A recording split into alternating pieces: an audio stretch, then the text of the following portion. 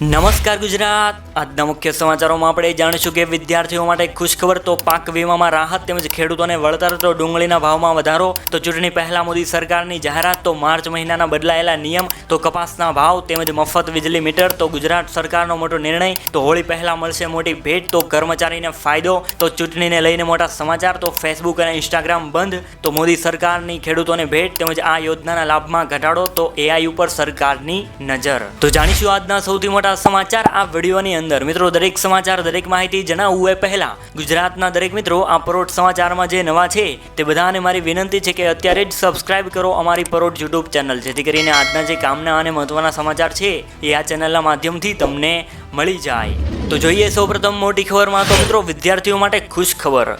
એક શિક્ષણ એપ્લિકેશન કે જે વિદ્યાર્થીઓને ગણિતની સમસ્યાનો ઉકેલ લાવવામાં ઘણી મદદ કરે છે. તે ખાસ કરીને વિદ્યાર્થીઓ અને વાલીઓ માટે ડિઝાઇન કરવામાં આવ્યું છે કે જેથી ફોનના કેમેરાથી પ્રશ્નને સ્કેન કરીને ઉકેલ શોધી શકાય છે.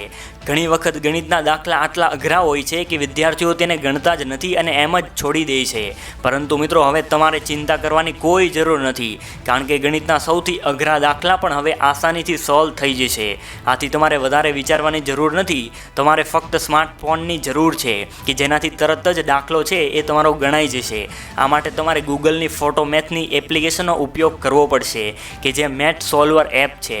એટલે કે તેમાં ગણિતના દાખલા છે એ ગણાઈ જશે. તો તમારે મિત્રો ફક્ત તમારા ફોનના કેમેરાથી ગણિતના પ્રશ્નોને સ્કેન કરવાનો રહેશે અને થોડીક જ સેકન્ડમાં તે દાખલો છે એ ગણાઈ જશે. તો વિદ્યાર્થીઓ માટે આ બહુ મહત્વના સમાચાર હતા. ત્યારબાદના સમાચારો વિશે વાત કરીએ તો પાક વીમામાં રાહત. મુખ્યમંત્રી ભૂપેન્દ્ર પટેલની અધ્યક્ષતામાં મળેલી કેબિનેટ બેઠકમાં આ મહત્વનો નિર્ણય લેવામાં આવ્યો છે. કમોસમી વરસાદ અને ખેડૂતોના પાકને નુકસાનનું વળતર આપવા માટે મહત્વનો નિર્ણય લેવાશે. તેમજ ખેડૂતોને તેના પાકની ખરીદીમાં પણ ટેકાના ભાવ છે એ આપવામાં આવશે.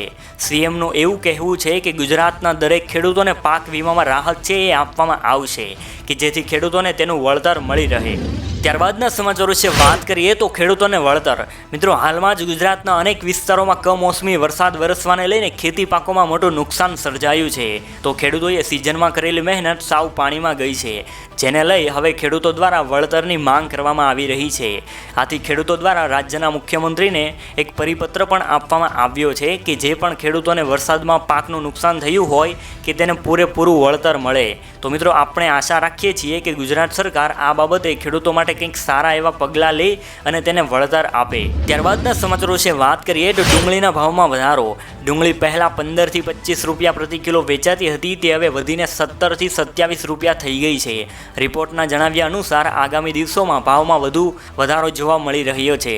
આંકડાઓની વાત કરીએ તો માર્કેટયાર્ડમાં અંદાજે 70 થી લઈને 80 ટ્રક ડુંગળીના માર્કેટમાં આવે છે અને ત્યારબાદ અહીંથી ડુંગળી છૂટક બજારમાં જાય છે. પણ જો આવક ઘટશે તો ડુંગળીના ભાવમાં વધારો જોવા મળી શકે છે.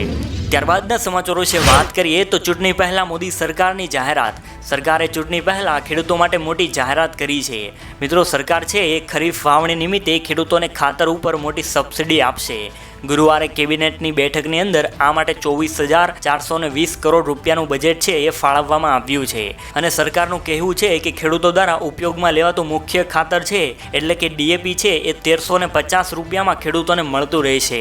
આની અંદર કોઈ ભાવ વધારો કરવામાં આવશે નહીં અને ખેડૂતોને આ ખાતરની અંદર સબસિડી છે એ પણ આપવામાં આવશે. 1 એપ્રિલથી લઈને 30મી સપ્ટેમ્બર સુધી ખાતર ઉપર સરકાર દ્વારા સબસિડી છે એ ઉપલબ્ધ કરવામાં આવશે. તો મિત્રો, ડીએપી ખાતર જે ખેડૂતોને મળે છે એ 1350 રૂપિયામાં મળતું રહેશે. તેની અંદર કેન્દ્ર સરકાર દ્વારા જે સબસિડી આપવામાં આવે છે એ સબસિડી 1 એપ્રિલથી લઈને 30મી સપ્ટેમ્બર સુધી ખેડૂતો માટે જાહેર કરવામાં આવી છે. એટલે કે એના ઉપર જે પણ પૈસા છે એ સરકાર દ્વારા ફાળવવામાં આવ્યા છે. ત્યારબાદના સમાચારો વિશે વાત કરીએ તો માર્ચ મહિનાના બદલાયેલા નિયમ. માર્ચ મહિનાની અંદર શેરબજાર છે એ બંધ રહેશે, જેની અંદર બાકી રહેલા માર્ચ મહિનાની અંદર 13 દિવસ સુધી શેરબજાર છે એ બંધ રહેશે, જેની અંદર તહેવારોની રજાની સાથે શનિવાર અને રવિવારની રજાઓ પણ સામેલ થઈ ગઈ છે. ત્યાર પછી 14 દિવસ સુધી માર્ચ મહિનાની અંદર બેન્કો છે એ બંધ રહેશે. એટલે ખાસ કરીને રિઝર્વ બેન્ક દ્વારા રજાનું લિસ્ટ જાહેર કરવામાં આવ્યું છે. એટલે મિત્રો, જો બેન્કનું કામ તમારે હોય તો તે વહેલા પતાવી લેજો કે જેથી કરીને તમને તકલીફ ન પડે. ત્યારબાદ આગળ જોઈએ તો આજથી સોશિયલ મીડિયાની અંદર ખોટા અને અફવાવાળા સમાચાર મૂકનાર વ્યક્તિને દંડ ફટકારવામાં આવશે. આઈટી વિભાગના નિયમો છે એ પણ હવે આજથી તેમાં ફેરફાર કરવામાં આવ્યો છે.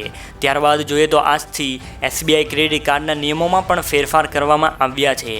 જો તમારી પાસે SBIનું ક્રેડિટ કાર્ડ છે તો આ નિયમો તમે એકવાર જાણી લેજો. ત્યારબાદ પછી આગળ જોઈએ તો આગળના દિવસોની અંદર બોર્ડની પરીક્ષા હવે આવી રહી છે, જેમને લઈને ધોરણ 10 અને 12ના વિદ્યાર્થીઓ છે એ આજથી હોલ ટિકિટ ડાઉનલોડ કરી શકશે. ત્યાર પછી આગળ જોઈએ તો ફાસ્ટેગની અંદર KYC કરવાની છેલ્લી તારીખ છે એ 31 માર્ચ 2024 છે એ જાહેર કરવામાં આવી છે.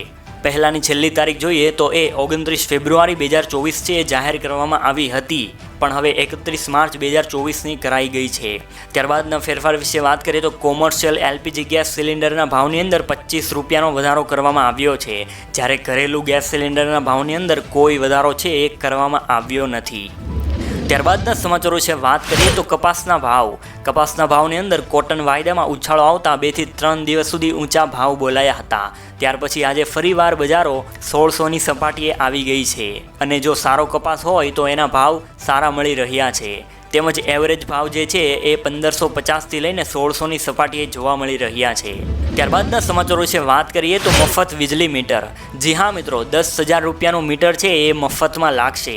PGVCL દ્વારા સૌરાષ્ટ્રની અંદર સૌપ્રથમ રાજકોટની અંદર વીજ મીટર છે એ લગાવવાની કામગીરી કરવામાં આવી છે, જે અંતર્ગત રાજકોટની અંદર PGVCLના ડાયરેક્ટરના ઘરની સાથે સાથે 10 કર્મચારીના ઘરે સ્માર્ટ પ્રીપેડ મીટર છે એ લગાવવામાં આવ્યા છે. આ મીટર છે એ AI ટેકનોલોજીના આધારિત છે. ગ્રાહક છે એ મોબાઈલની એપ્લિકેશન દ્વારા જ એક ક્લિકની અંદર મીટરને ચાલુ કરવાનું અથવા તો તે બંધ કરી શકશે. તેમજ કયા દિવસે કેટલી વીજળી વપરાય છે એની પણ માહિતી છે એ મોબાઈલ એપ્લિકેશનની અંદરથી તેને મળી જશે, અને મોબાઈલ એપ્લિકેશન દ્વારા તમે રિચાર્જ છે એ પણ કરી શકશો. તો મિત્રો, આ સ્માર્ટ વીજ મીટર છે એ ગુજરાતની અંદર લગાવવાનું ચાલુ થઈ ગયું છે. 2025 આવે એ પહેલાં આખા ગુજરાતમાં સ્માર્ટ વીજ મીટર છે એ લાગી જશે, કે જેની કિંમત છે એ બજારમાં 10,000 રૂપિયા છે, પરંતુ સરકાર તરફથી મફતમાં સ્માર્ટ વીજ મીટર છે એ લગાવવામાં આવશે. ત્યારબાદના સમાચારો વિશે વાત કરીએ તો ગુજરાત સરકારે લીધો મોટો નિર્ણય. હવે ગુજરાતના ગામડાઓની અંદર પણ સારા રોડ રસ્તા છે એ જોવા મળશે. ગુજરાતના ગામડાની અંદર રોડના વિકાસ અને રસ્તાઓના સમારકામ માટે મુખ્યમંત્રી ભૂપેન્દ્ર પટેલ દ્વારા 1563 કરોડ રૂપિયાની ફાળવણી છે એ કરવામાં આવી છે. આ રકમ રાજ્યના બધા જ જિલ્લાઓની અંદર પંચાયત હેઠળ આવતા જે ગ્રામ્ય માર્ગના જે રસ્તાઓ છે એમના સુધારણા અને સારા રસ્તા કરવા માટે ફાળવવામાં આવ્યા છે. તેમજ મિત્રો, મુખ્યમંત્રીએ કહ્યું છે કે હાલના નાળા અથવા તો કોઝવે છે એને પુનઃ બાંધકામની જરૂરિયાતને ધ્યાનમાં રાખીને વિકાસ કરવામાં આવશે. ત્યારબાદના સમાચારો વિશે વાત કરીએ તો હોળી પહેલાં મળશે મોટી ભેટ. જી હા મિત્રો, હોળી પહેલાં ગેસ સિલિન્ડરની અંદર મોટી ભેટ આપવામાં આવી છે. મિત્રો, ગુજરાતના વિવિધ શહેરોની અંદર 19 કિલોના કોમર્શિયલ LPG ગેસ સિલિન્ડરના ભાવની અંદર 25 રૂપિયાનો વધારો છે એ કરવામાં આવ્યો છે. પરંતુ હોળી પહેલાં ઘરેલું ગેસ એટલે કે 14 કિલોનો LPG ગેસ સિલિન્ડરનો બાટલો છે એના ભાવમાં કોઈ પણ વધારો કરવામાં આવ્યો નથી, અને ગુજરાતની અંદર 920 રૂપિયા આજુબાજુ ગેસ સિલિન્ડર છે એ મળી રહ્યો છે. તો ગેસ સિલિન્ડરના ભાવને લઈને હોળી પહેલાં સરકાર દ્વારા મોટી ભેટ આપવામાં આવી છે, અને ભાવની અંદર કોઈ પણ વધારો છે એ કરવામાં આવ્યો નથી. જ્યારે વર્ષ 2024ની અંદર 19 કિલોનો જે કોમર્શિયલ LPG ગેસ છે એના ભાવની અંદર 2 વખત વધારો કરવામાં આવ્યો છે, પરંતુ ઘરેલું ગેસ સિલિન્ડર છે એની અંદર કોઈ ફેરફાર કરવામાં આવ્યો નથી. ત્યારબાદના સમાચારો વિશે વાત કરીએ તો કર્મચારીને ફાયદો. જી હા મિત્રો, હોળી પહેલાં મુખ્યમંત્રીએ મોટી જાહેરાત કરી છે.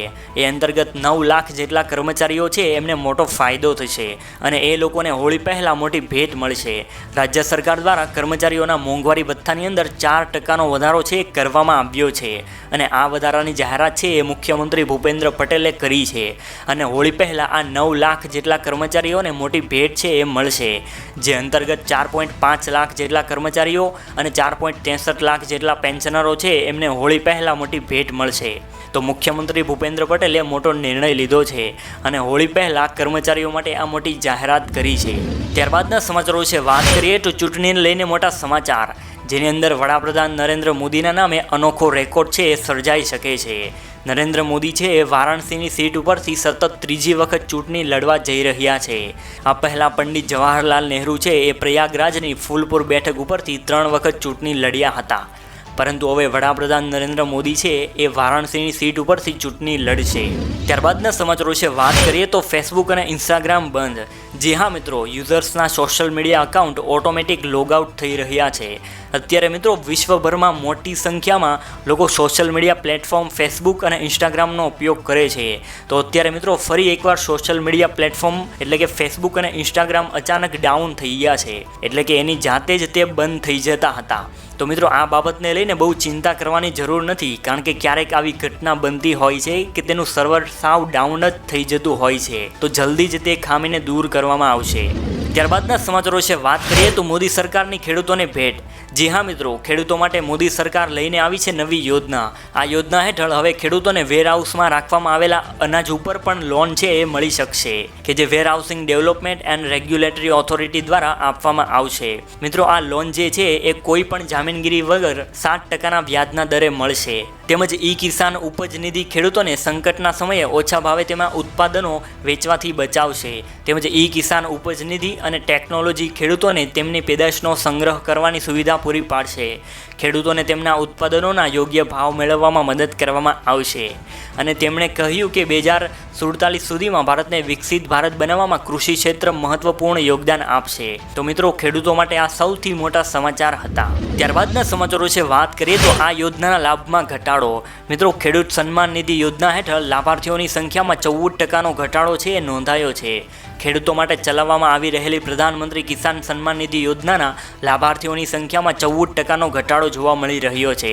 સરકાર દ્વારા જાહેર કરાયેલા આંકડા મુજબ 2022-23માં ખેડૂત કિસાન સન્માન નિધિ યોજનાનો લાભ લઈ રહેલા ખેડૂતોની સંખ્યા 10.73 કરોડ હતી. જોકે ચાલુ નાણાકીય વર્ષ 2023-24માં 14% ઘટીને તે 9.21 કરોડ થઈ ગઈ છે. કેન્દ્રીય કૃષિ મંત્રી અર્જુન મુંડાએ જણાવ્યું કે કેન્દ્ર સરકાર દ્વારા આ સુનિશ્ચિત કરવામાં આવ્યું છે કે યોજનાના લાભો વચેટિયાઓની સંડોવણી વિના દેશભરના તમામ ખેડૂતો સુધી પહોંચે, તો આ લાભ લેનારાઓની સંખ્યા યથાવત જ રહેશે. ત્યારબાદના છેલ્લા સમાચારો વિશે વાત કરીએ તો મિત્રો હવે એઆઈ ઉપર સરકારની નજર રહેશે. સરકારે એઆઈ કંપનીઓ માટે નવા નિયમ જાહેર કર્યા છે. જી હા મિત્રો, હવે નવું એઆઈ ટૂલ્સ રોલ આઉટ કરતા પહેલા કંપનીઓને સરકારની મંજૂરી લેવી પડશે. આ સલાહ તે પ્લેટફોર્મ પર લાગુ થશે કે જેની મદદથી users deep fake content generate કરી શકે છે. એટલે કે મિત્રો અત્યારની આ નવી એઆઈ ટેકનોલોજીથી ઘણા એવા પણ વિડીયો બને છે કે જેથી કોઈ લોકોની લાગણી દુભાય. તો હવે આવા વિડીયો મૂકવામાં આવશે તો એના ઉપર કડક કાર્યવાહી કરવામાં આવશે. તો મિત્રો આજના સમાચારોમાં બસ આટલું જ. મળીએ કાલે નવા સમાચાર સાથે. ધન્યવાદ.